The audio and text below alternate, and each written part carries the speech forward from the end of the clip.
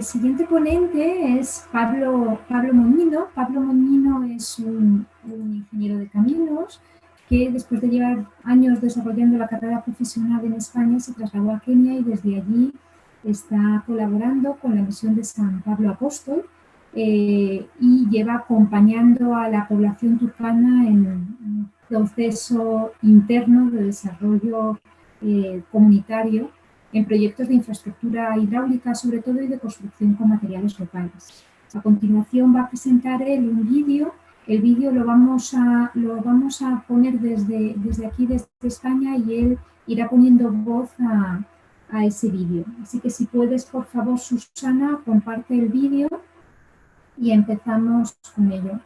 Muchísimas gracias, Pablo, por la presentación. Pues muchas gracias, Beatriz. Me gustaría simplemente comentar mi relación con la UPM.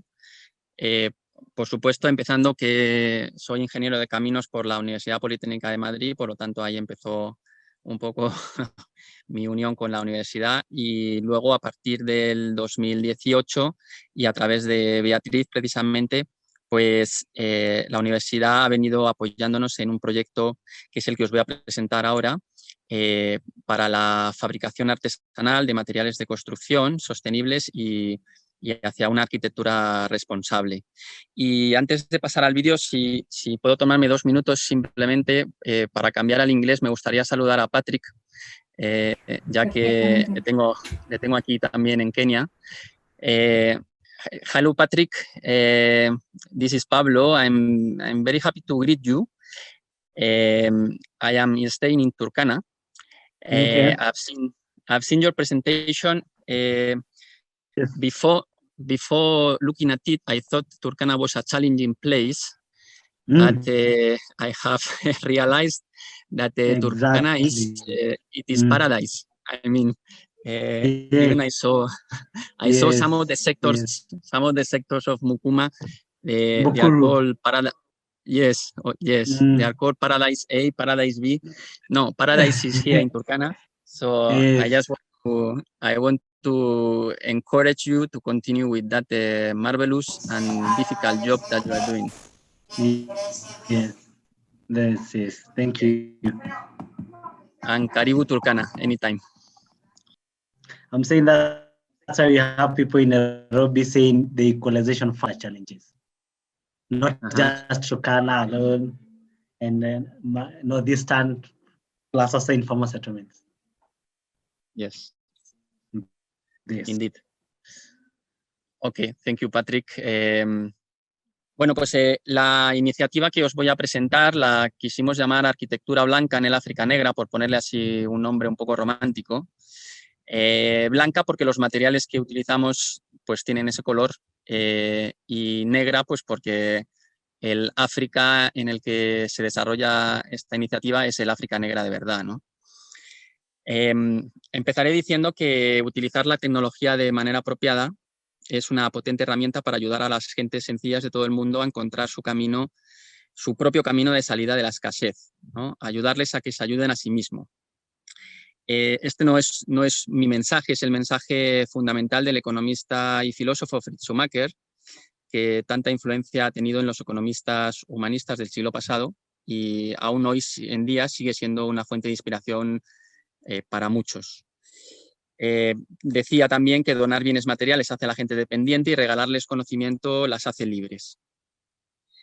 En este sentido, el fomento de tecnologías tradicionales, basadas en lo artesanal, pero dotadas de un aire nuevo que las haga más eficientes, aun basadas en mano de obra intensiva y en inversiones mínimas de capital, puede ser uno de los caminos a seguir. Es lo que él gustaba llamar en tecnologías intermedias, que estoy seguro de que todos habéis leído en alguna ocasión. En esta presentación se describe cómo la arquitectura y sus materiales pueden convertirse en un medio adecuado para ampliar los horizontes de un puñado de hombres y mujeres de una población africana, la tribu turcana, al noroeste de Kenia.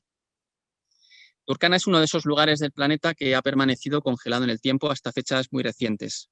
De tradición nómada, el cerca de 1 millón de habitantes que lo pueblan hoy apenas pueden subsistir ya de su tradicional actividad pastoril y se ven abocados a una difícil transición hacia otras formas de vida desconocidas para ellos.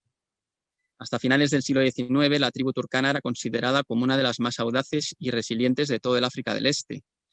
Organizada en clanes y con líderes poderosos que ostentaban una gran sabiduría tradicional, disponía de múltiples recursos complementarios a su modo fundamental de vida, el pastoreo nómada, para capear sequías, enfermedades y todo tipo de calamidades. En aquellos tiempos a los hombres turkana les gustaba presumir que sus mujeres se bañaban en leche, dando cuenta de la gran riqueza de que disponían. Pero en la transición hacia el nuevo siglo todo empezó a cambiar. Tratantes de esclavos y cazadores de animales salvajes primero y los colonos ingleses a continuación lucharon más de 30 años hasta someter a una tribu que se había mostrado hasta entonces irreductible. Los constantes asedios y robos de ganado por parte de los intrusos les forzaron a romper las sabias relaciones amistosas y comerciales que mantenían con las tribus vecinas, abriendo múltiples frentes de guerra a lo largo de todas sus fronteras que aún hoy no están cerrados. Los líderes turkana fueron finalmente comprados por los colonos y el grupo tribal acabó por someter su liderazgo y perder para siempre buena parte de su poderío. Desposeídos, los turkana han subsistido desde entonces en condiciones de equilibrio inestable, perdiendo generación tras generación su fortaleza mental y adoptando una actitud dependiente, favorecida por una ayuda humanitaria con un desafortunado enfoque paternalista. Afortunadamente hoy la suerte para Turkana está cambiando y las nuevas generaciones empujan con fuerza hacia un futuro, eso sí, incierto. Todo ello, unido al surgimiento de una modernidad quizá mal comprendida por las élites de la sociedad turkana, empeñada en importar de fuera modelos inadecuados en lugar de crear los suyos propios y basados en lo local, fueron la chispa que encendió la llama de esta iniciativa que dimos en llamar la promoción de una arquitectura propia y apropiada, basada en materiales elaborados localmente y en técnicas centenarias que combinen audacia con sencillez, que se acomode tanto a su cultura como a su medio natural y que suponga una oportunidad ganada al desarrollo para Turkana y sus gentes.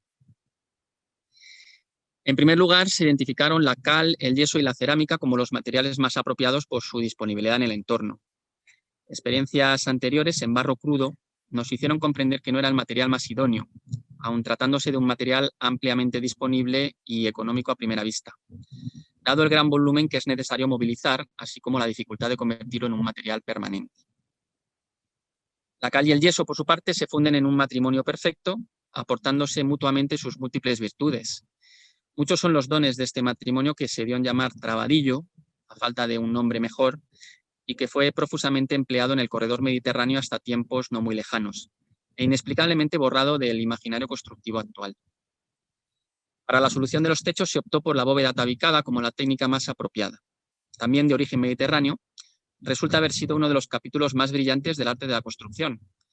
Se forman por una delgada capa de rasillas, soldadas entre sí por sus cantos con un mortero puro de yeso o de trabadillo, que se colocan al aire, en un proceso casi mágico, que no precisa de soportes temporales para su sustento.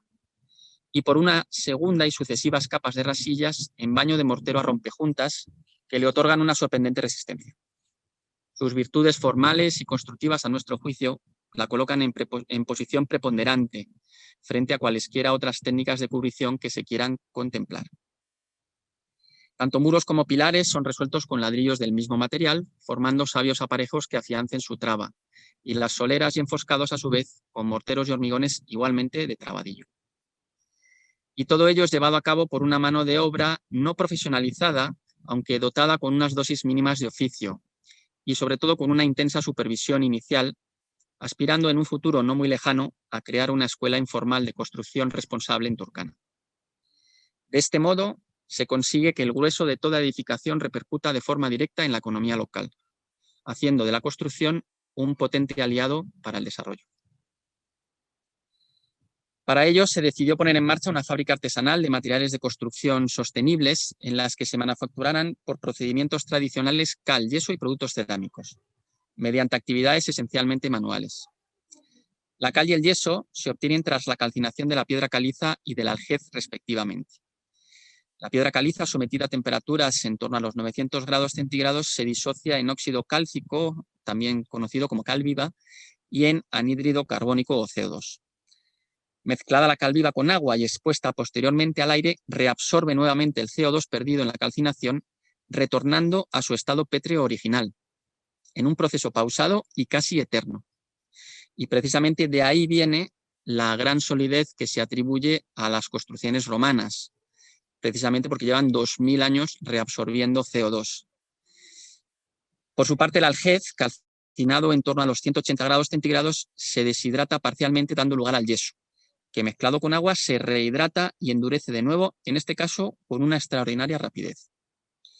La magia de ambos procesos reside en la posibilidad de moldear la piedra a capricho o aun de usarla como un ligante, por el simple procedimiento de transformarla temporalmente a través del fuego y exponerla posteriormente al aire, motivo este por el cual se han dado en llamar acertadamente conglomerantes aéreos. La cerámica, a su vez, se obtiene por un procedimiento análogo al de la cal, en el que se pasa en cambio de una materia en origen blanda y moldeable, la arcilla, a un material pétreo e irreversible, como es el cerámico. La materia prima se recoge directamente del suelo por medio de cuadrillas organizadas, no siendo precisa para su extracción operación mecánica alguna. Su acarreo a fábrica se realiza actualmente con la ayuda de vehículos a motor, siendo esta la única actividad mecanizada en todo el proceso. El horno utilizado en la combustión es una sencilla construcción en forma de olla semienterrada de unos 2 metros de diámetro interior por 5 a 6 metros de altura y con una capacidad para calcinar hasta 15 metros cúbicos de una sola vez. Las paredes del horno se ejecutan con gruesos muros de mampostería de piedra con mortero de barro que ofrecen una durabilidad excelente frente a los cambios térmicos, excepto en su parte más alta, donde los muros son más livianos y en la que se lleva a cabo la cocción del yeso a temperaturas muy inferiores. En el encuentro entre el horno inferior y el superior se abren unos caños de ventilación que permiten la regulación del tiro y la vigilancia de la cocción. En la parte más baja y al nivel del suelo se abre la boca del horno, que sirve tanto para la introducción del combustible como para la entrada del aire necesario para la combustión. La parte interior del horno presenta un pollete perimetral que sirve para el arranque de la falsa bóveda, que se ejecuta con la piedra caliza o con los ladrillos de arcilla, según se busque calcinar una u otro. Cerrada dicha bóveda, se sigue cargando con la materia prima hasta superar ligeramente el nivel de los caños. La cocción de la piedra caliza lleva hasta 5 días con sus noches para un horno de estas características. Los cocedores experimentados saben escuchar al horno y le dan lo que les pide en cada momento. El fuego deberá ser siempre alegre y apuntar hacia arriba, no debiendo nunca escapar por la boca del horno, lo que sería signo de sobrealimentación o de tiro insuficiente. Y se buscará siempre que la llama tienda hacia un color blanco-oro, que es signo de buena combustión y de temperatura correcta. En el caso de cocer ladrillos de arcilla, el proceso toma mucho menos tiempo, siendo lo normal entre 1 y 2 días de cocción. Una arcilla bien cocida tintinea como el cristal y no resulta fácil de rayar. Una vez la piedra caliza esté completamente cocida, será este el momento de parar la combustión y sellar tanto la boca del horno como los caños, para albergar el calor en su interior, que seguirá emanando hacia arriba durante varios días. Y es precisamente ese calor remanente el que aprovecharemos para la cocción del yeso. Para ello se carga la parte alta del horno con el aljez, cubriendo la coronación del horno con una sencilla plancha metálica para retener el calor y la humedad, a la vez que dejando escapar los gases de combustión. La leña utilizada como combustible proviene de un arbusto invasivo y muy prolijo en la región. Su tala, embalaje y transporte supone una partida importante en el monto total de la fabricación y genera una gran cantidad de mano de obra indirecta. Cada hornada consume entre 850 y 1000 fardos, dependiendo de lo seca o húmeda que esté la madera. La combustión con leña es la más adecuada para este tipo de hornos, debiendo estar preferiblemente seca. Una vez el yeso ya aparezca cocido en la parte alta del horno, se puede dar por concluido el proceso de calcinación. Tan pronto aminore la temperatura, se procede a la descarga del horno, en sentido inverso al de la carga. El yeso se acarrea directamente a la zona de molido, donde se almacena a resguardo de la lluvia para evitar su hidratación accidental. La pulverización se hace con molinos de acción manual y un tamiz fija el tamaño máximo a ensacar. Los terrones de cal viva se trasladan a las zonas habilitadas para su apagado.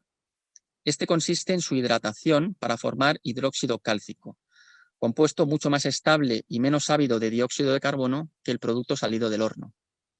La cal puede apagarse por varios procedimientos, de los que se destacan los 2 siguientes. El apagado en pasta mediante la inmersión de los terrones de cal viva en una balsa de agua en la que se hidratan liberando gran cantidad de calor y llegando a producir el hervor del líquido resultante. La cal así obtenida es la más apropiada para los trabajos de enfoscados y enjalbegados, por su gran untuosidad que mejora indefinidamente con la edad.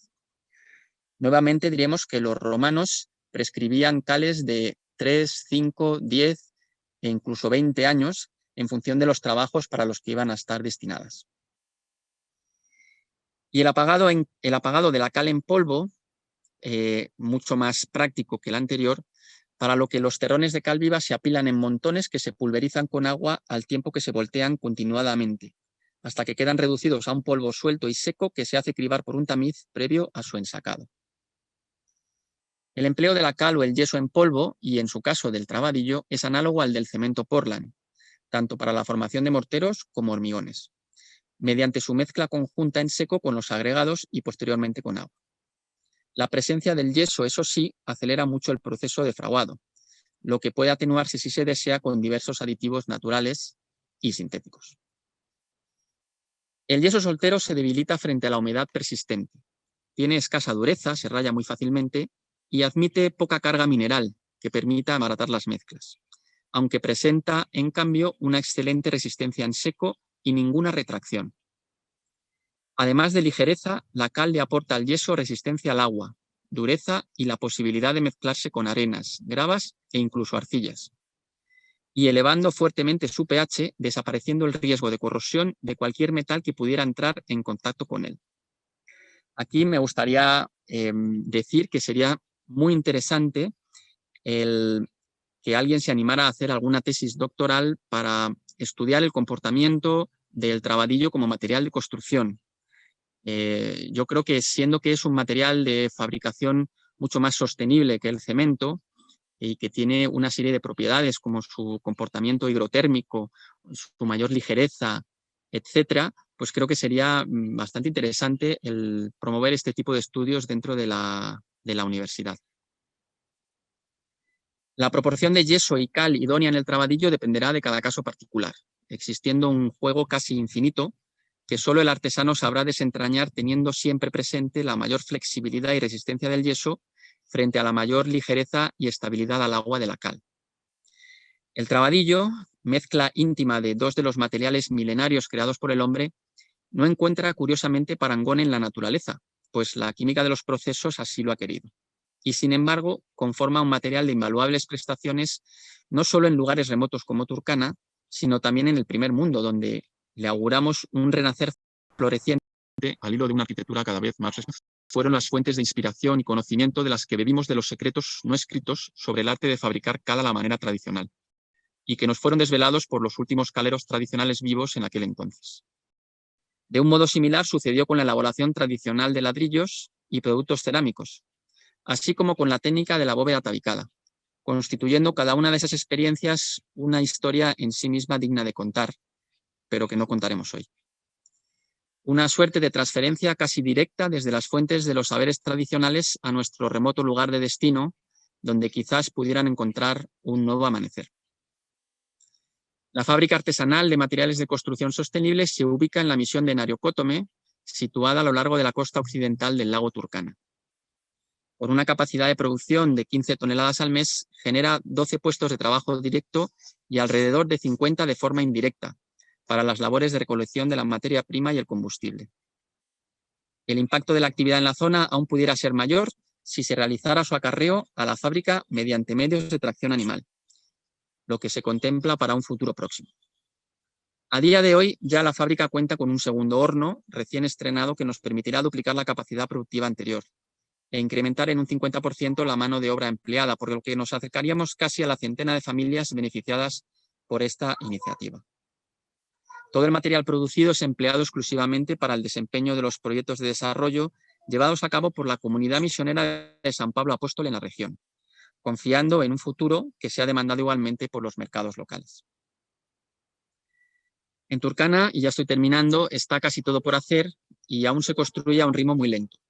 Pero el déficit ingente de vivienda existente, así como la necesidad de crear escuelas, dispensarios, infraestructuras de agua o de edificios públicos o privados de diversa índole, anima a apostar por la construcción sostenible como herramienta potencial de desarrollo. Sería una oportunidad perdida seguir construyendo con cemento, con chapa ondulada o con madera. todos ellos venidos de fuera, que tan mal se adaptan a la climatología del lugar y que tampoco dejan en la zona. Esto es todo, muchas gracias y ahora queda... Muchísimas gracias, Pablo. Yo he tenido vuestra la disposición suerte... para responder a las preguntas. Muchas gracias, Pablo. Te hemos perdido en el último momento cuando nos has dicho que quedas a nuestra disposición y por eso me he puesto a hablar yo. Pero vamos, lo hemos escuchado muy bien. Muchas gracias. Ha sido para mí un placer seguir muy de lejos, pero seguir este proceso. Y realmente hay un trabajo impresionante detrás y mucho, mucho cariño, yo creo, por parte de Pablo y de la gente que ha estado trabajando con él. Hay una pregunta de Lucía Navarro, es arquitecta, ha estado trabajando con nosotros un tiempo y dice que si han llegado a ejecutar por cuenta fuera, por vuestra cuenta, bueno, perdóname, que si habéis llegado a vender por vuestra cuenta los componentes desarrollados en este proyecto. Sí, bueno, los vendemos, pero los vendemos, digamos, a un mercado interno. Los vendemos a las misiones a las que pertenecemos, en cualquier caso, para la ejecución de los proyectos. No estamos todavía vendiendo fuera de lo que es ese entorno interno, pero sí hemos recibido peticiones de algunas ferreterías, por ejemplo, en la capital de Turkana. De momento no estamos preparados porque la capacidad de producción que tenemos es limitada y, de hecho, un poco el objetivo es mantenerlo a una escala reducida, a una pequeña escala. Pero quién sabe lo que nos deparará el futuro. Yo creo que son unos materiales que funcionan muy bien. Nosotros los estamos testando desde hace ya aproximadamente 3 años y yo creo que pueden tener una salida en ese sentido en el futuro. Muchas gracias. No sé si alguien más tiene alguna pregunta al respecto. A ver, aquí está Sandra Flores que pregunta, Pablo, ¿cómo llegas a África? ¿Cómo te conectaste con esta región en concreto? Sí, bueno, me hubiera gustado decirlo al principio, efectivamente, se me ha olvidado. Bueno, yo llego a África pues porque tras 14 años de ejercicio profesional, pues bueno, pues tuve una revolución interna, por decirlo así, y decidí dedicarme pues a otra cosa.